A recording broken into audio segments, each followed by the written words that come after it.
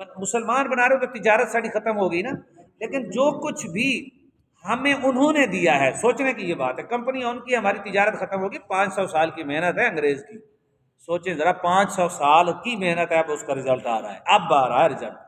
ایسا ایسا ملک ٹکڑے ٹکڑے ہوئے، پھر بادشاہ مر گئے، تو اب اس کا ہے، اور کوئی قرب قیامت ہے. ظلم کی بھی انتہا ہوئی ہے. تو کھانے پینے سے بھی کاٹ رہا ہے، خوراکیں ایسے دی دی ہیں، کٹ رہے ہیں لوگ. اندر سے مال پیسے بھی لے رہا ہے، جو بچ رہے ہیں اس کے اوپر سے مار رہا ہے، تہذیب و ثقافت تباہ کر رہا ہے.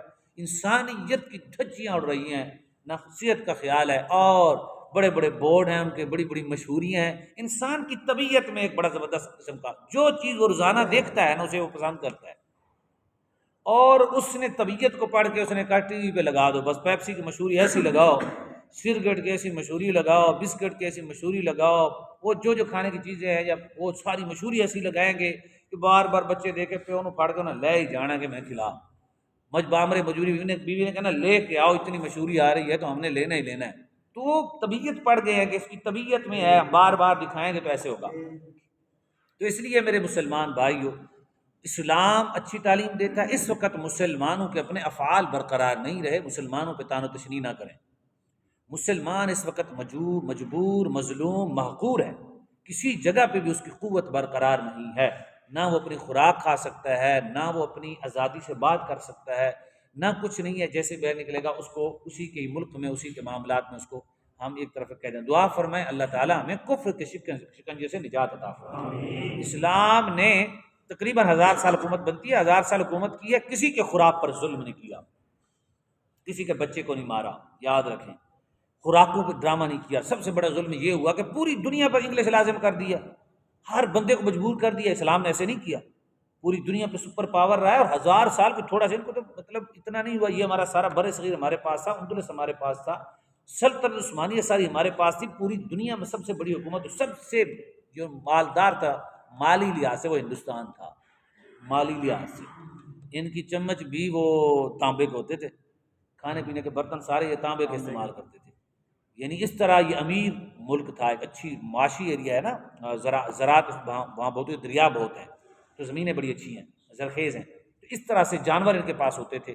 تو بتانے کا مقصد یہ ہے کہ اس وقت مسلمان بہت زیادہ مجبور ہو چکے ہیں. کوئی بھی کہیں ہے جو ان کے ساتھ ملا ہوا تو ظالم ہے، وہ تو گیا نا، ملے ہوئے بھی مسلمان ہیں ان کے ساتھ.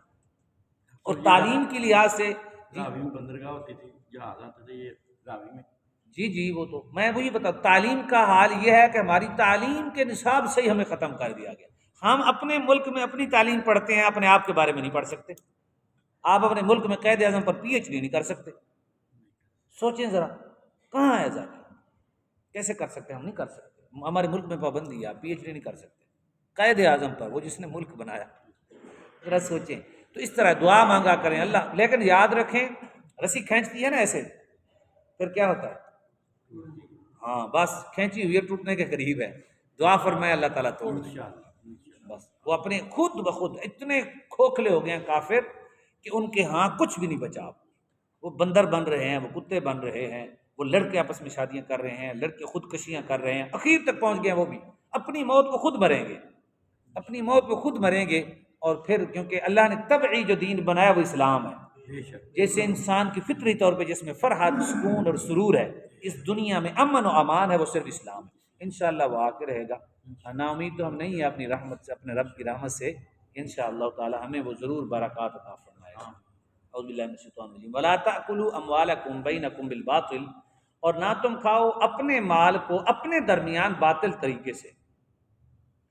ولا تدلوا بها الی الحکام، اور نہ لے جاؤ اسے حکام کی طرف، یعنی کوئی مقدمہ حکام کی طرف نہ لے جاؤ. لتأکلوا، تاکہ تم کھاؤ، فریقاً ایک فریق، من اموال الناس، لوگوں کے مال میں سے، یعنی اس کو تم لے جاتے ہو اور لوگوں کا کچھ مال ناجائز طریقے سے کھاتے ہو، بالاسم، گناہ، یعنی ناجائز طریقے سے، گناہ کے ساتھ. وانتم تعلمون، حالانکہ تم جانتے ہو، حالانکہ تم جانتے ہو. تو یہ آیت جو ہم نے سنا اس کے بارے میں نماز دہراتے ہیں انشاءاللہ تعالی. سبحانک